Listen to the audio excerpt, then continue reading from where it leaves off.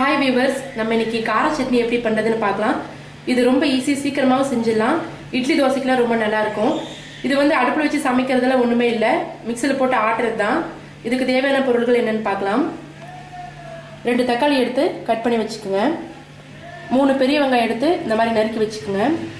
சின்ன கோலி குண்டு அளவு புளி, 2 வரமிளகா, காரம் வேணுங்கிறவங்க இன்னொரு மிளகா வச்சுக்கோங்க.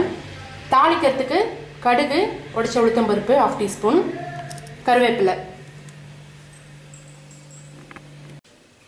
இப்போ மிக்சியில் போட்டு ஆட்டலாம். அந்த கட் பண்ணி வச்சுருக்கிற தக்காளியை மிக்சியில் போட்டுக்குங்க. அப்புறம் நறுக்கி வச்சிருக்கிற பெரிய வெங்காயம், புளி, வரமிளகா, உப்பு தேவையான அளவு இதுலேயே போட்டுக்குங்க. இப்போ சட்னி ஆட்ட போகிறோம். இப்போ ஆட்டும் போது நீங்கள் தண்ணியெல்லாம் அது விட வேணாம். தக்காளி இருக்கிறதுனால அதே தண்ணியை விட்டுரும். தண்ணி எதுவும் நீங்கள் ஊற்ற வேண்டாம். இப்போ சட்னி அரைச்சாச்சு. இதில் கடுகு உளுத்தம் பருப்பு தாளித்து ஊற்றிக்குங்க.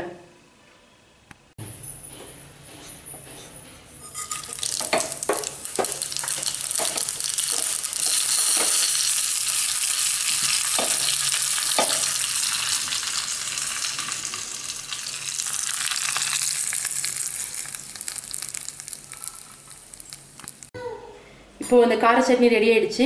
காரம் விரும்பி சாப்பிட்றவங்களுக்கு இந்த சட்னி ரொம்ப பிடிக்கும். இட்லி தோசைக்கெல்லாம் இந்த சட்னி ரொம்ப நல்லா இருக்கும். நீங்களும் உங்கள் வீட்டில் செஞ்சு பாருங்க. உங்கள் கமெண்ட் ஃபீட்பேக்ஸை சொல்லுங்க. பாய்.